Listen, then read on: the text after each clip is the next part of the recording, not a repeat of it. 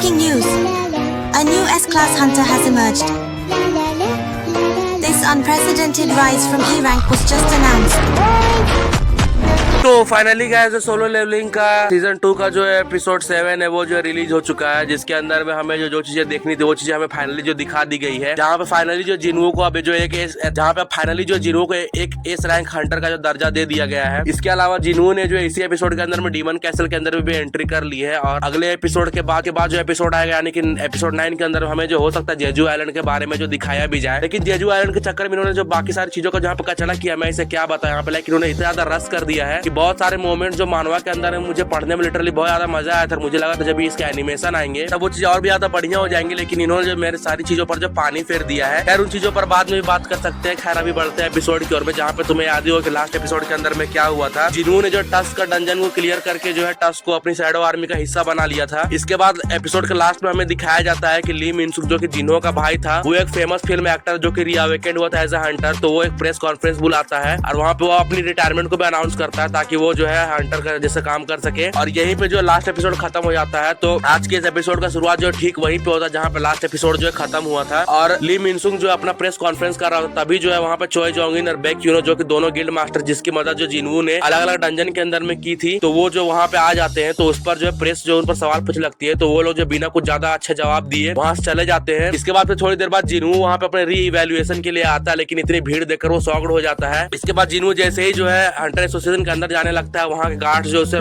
Gate पर ही रोक लेते हैं और उसे अंदर जाने से मना कर देते हैं। लेकिन तभी जो है वहाँ पे हंटर एसोसिएशन के चेयरमैन गो गनी आते हैं और वो जिन्हों को जो है अपना एक प्रेशियस गेस्ट बताकर उसे जो अपने साथ ले जाते हैं। इसके बाद हंटर एसोसिएशन जो है किसी की भी एंट्री को जहाँ पे ब्लॉक कर देता है, क्योंकि री इवेल्युएशन के लिए सारे प्लॉट जो है बुक हो चुके थे। ये देख के मिनसुक भी जो है शॉक्ड हो जाता है कि आखिर वो कौन पर्सन था जिसे चेयरमैन जो है पर्सनली लेने के लिए आए थे। इससे पहले वो लोग कुछ समझ पाते, सीन सीधा शिफ्ट हो जाता है जिन्हों के रिवैल्यूएशन पर, जहाँ पे जिन्हों से लोग ये पूछते हैं कि उसकी एबिलिटीज क्या है। वो जो अपनी एबिलिटीज को क्लियरली शो करे ताकि उसकी रैंक को जो यहाँ पे डिसाइड किया जा सके। तो इसके बाद फिर जिन्हों जो है अपने एक शैडो सोल्जर समन करके बताता है कि वो जो है ये एबिलिटीज जो है की मदद से अपनी जो है किसी चीज को समन कर सकता है। तो इस पर जो है चेयरमैन ये बोलते हैं कि जिन्हों जो है इतना तो कमजोर नहीं है, वो जिसे कहीं ज्यादा कर सकता है। तो वो जो सब उसकी फुल पावर दिखाने कहते हैं। जिन्हों जब ये रियलाइज करता है कि सभी लोगों को उसकी पावर्स के बारे में पता है और वो झूठ नहीं बोल सकता, तो फिर वो जो अपनी पूरी शैडो सोल्जर्स की आर्मी को जो समन कर लेता है। ये देखते ही सारे लोग के जो होश उड़ जाते हैं। इसके बाद जिन्हों का जो हंटर लाइसेंस है उसे रिन्यूअल करके जो उसे एस रैंक हंटर का जो दर्जा दे दिया था, जिसके अंदर वो एक मेज टाइप का हंटर था। और ये लाइसेंस लेने के बाद जिन्हों बहुत ज्यादा खुश हो जाता है। इसके बाद फिर वो जो है बाहर जाने लगता है, जहाँ पे चोय जोंगिन और बेक यूनो जो है जिन्हों से बात करने की कोशिश करते हैं, लेकिन वो उनकी बातों को इग्नोर करके जो है गेट से बाहर चला जाता है। लेकिन जैसे वो गेट से बाहर जाता है, वो ये देख के शॉक्ड हो जाता है कि सारे प्रेस वाले जो है उसके पीछे पड़ जाते हैं, क्योंकि उन्हें पता चल गया था कि जिन्हों जो है 10वां एस रैंक हंटर है। इसके अलावा जिन्हों के साथ साथ जितने भी सारे लोग जो उसको जानते थे, वो सभी लोग जो टीवी पर ये न्यूज देख लेते हैं कि जिन्हों जो है एक एस रैंक हंटर बन के निकला है। और ये देखकर वो शॉक्ड हो जाता है। इसके बाद फिर जिन्हों जो है कुछ समझ पाते हैं। इससे पहले सारे लोग जिससे बहुत ज्यादा सवाल करने लगते हैं, तो बेक यूनो और चोय जोंगिन जो है वहाँ पे आते हैं और वो जो है जिन्हों कहते हैं कि वो जो उसे सिचुएशन से निकाल देंगे। लेकिन जिन्हों जो है उनकी मदद लिए बिना अपनी स्पीड का इस्तेमाल करता है और वहाँ से गायब हो जाता है। और जैसे ही जो है बेक यूनो ये देखता है, ये देखकर वो बहुत ज्यादा शॉक्ड हो जाता है कि एक मेज टाइप हंटर की फिजिकल एबिलिटी इतनी ज्यादा खतरनाक कैसे है। ये देख के वो शॉक्ड था, क्योंकि उसे विश्वास था कि जब वो जो रेड गेट इंसिडेंट के समय जिन्हों से मिला तब वो उतना पावरफुल नहीं था। लेकिन इतने कम समय के अंदर में जिन्हों इतना पावरफुल हो चुका है कि वो जो है बेक यूनो और चोय जोंगिन दोनों को जो है एक साथ मिलकर हरा सकता है। तो इस पर जो बेक यूनो ये दिमाग लगाता है कि हो सकता है कि जिन्हों की अवेकनिंग कोई नॉर्मल अवेकनिंग नहीं है, बल्कि उसकी अवेकनिंग ऐसी है कि वो जो टाइम के साथ में जो है और ज्यादा स्ट्रॉन्ग हो सकता है। और ये सोचकर जो है बेक यूनो जो है शॉक्ड हो जाता है और उसके दिमाग में कुछ आ नहीं होता वो क्या करे। इसके बाद फिर सीन सीधा शिफ्ट हो जाता है जिन्हों पर, जो कि डीमन कैसल को क्लियर करने के लिए कुछ सामान लेने के लिए जाता है।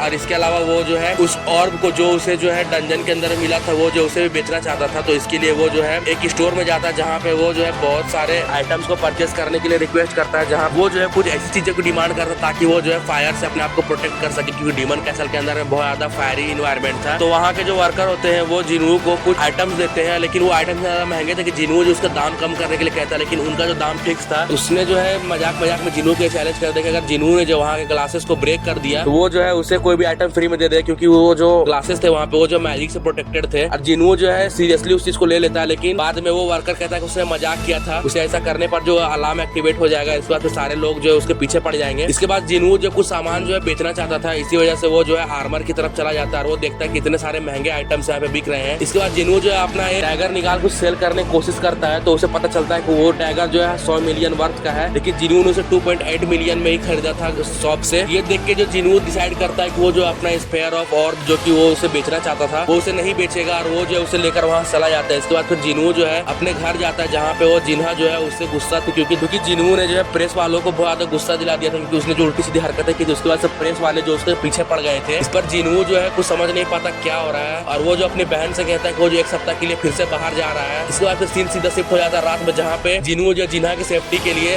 जो 3 गार्ड्स थे उसे जो असाइन करता ताकि वो जिन्हा को प्रोटेक्ट कर सके। इसके बाद फिर वो अपने नेबरहुड में जो है अपने बहुत सारे शैडो सोल्जर्स को जो है पेट्रोल करने के लिए छोड़ देता है। इसके बाद फिर वो जो है वहाँ चला जाता है और सीधा जो डीमन कैसल के अंदर में एंट्री करता है और जो आइटम्स उसने जो शॉप से खरीदे थे वो सारे आइटम्स को वो जो है इक्विप कर लेता है। इसके बाद फिर वो जो है डीमन कैसल को जो है खत्म करने की कोशिश करता है, जहाँ पे वो अपने शैडो सोल्जर्स को जो 6 पार्ट में बांट देता है और वो सारे शैडो सोल्जर्स को जो है ये कमांड देता है कि वो जितने मॉन्स्टर हो सके उन सबको मार के जो है उन्हें गेट परमिट लेना है। और जिनवू जो उन सभी लोगों को जो है अलग अलग डायरेक्शन में भेज देता है। इसकी वजह से वो जो बहुत कम समय में बहुत जगह कवर कर पा रहे थे। इसके बाद 2 दिन बीत जाते हैं, जिनवू जो है फ्लोर 76 से जो फ्लोर 80 में पहुंच जाता है, लेकिन फ्लोर 80 का परमिट जो उसे कहीं भी नहीं मिल रहा होता ताकि वो जो आगे जा सके। और तभी जिनवू ये नोटिस करता है कि जिनवू के शैडो सोल्जर से बहुत तेजी से मारे जा रहे हैं। इसकी वजह से उसका माना जो बहुत जल्दी से खत्म हो रहा है और जिनवू जो है प्लान करने लगता है और वो जो है कुछ पैटर्न नोटिस करता है उसके अटैक में। इसके बाद फिर जिनवू जो उन पैटर्न्स को नोटिस करता है और उसे पता चल जाता है कि अगला जो है वो टैंक की आर्मी जो है यहाँ पर टारगेट होने वाला। तो जिनवू जो सीधा वहाँ पहुंच जाता है और वो जो है अपनी असैसन वाली स्किल का यूज करके देखता है पावरफुल सोल्जर जो है वो मिलकर टैंक की टीम को जो बहुत बुरी तरीके से एलिमिनेट करते हैं। इससे पता बात जो जिनवू को रियलाइज हो जाता है कि आखिर क्यों जो उसका माना जो कि तेजी से खत्म हो रहा था। इसके बाद जिनवू अपने आप को रिवील करता है और उन सारे गार्ड्स को जो है उसको बहुत जल्दी मार देता है। उसके बाद फिर उनका जो लीडर था वो जो है उसको सीधा धमकी देने लगा। उन डीमन सोल्जर्स की जो आर्मी का जो लीडर था उसकी तरफ जो है बहुत ही गुस्से में देखता है और वो अपने पूरा ऑरा जो उसे दिखाता है जिससे वो भी डर जाता है। और जिनवू जो है ये क्वेश्चन करता है क्या डीमंस भी जो डर महसूस करते हैं या नहीं। इसका जवाब जो उसे आज मिल गया है और यहीं पे जो है एपिसोड 7 जो है खत्म हो जाता है। तो तुम मुझे बताना गाइस कि तुम्हें जो एपिसोड 7 कैसा लगा। क्या तुम्हें लगता है कि सोलो लेवलिंग वालों ने जो है एनिमे के अंदर बहुत ज्यादा रस कर दिया, यानी मुझे कमेंट्स के अंदर जरूर बताना। अगर तुमने वीडियो यहाँ तक देखे तुम्हें वीडियो जरूर पसंद आएगी तो वीडियो को लाइक करके चैनल को सब्सक्राइब कर देना। जाते जाते मुझे इंस्टाग्राम पे भी फॉलो कर लेना और बाकी मैं तुम्हें मिलता है किसी ब्रांड न्यू वीडियो के साथ। तब तक के लिए थैंक्स फॉर वॉचिंग।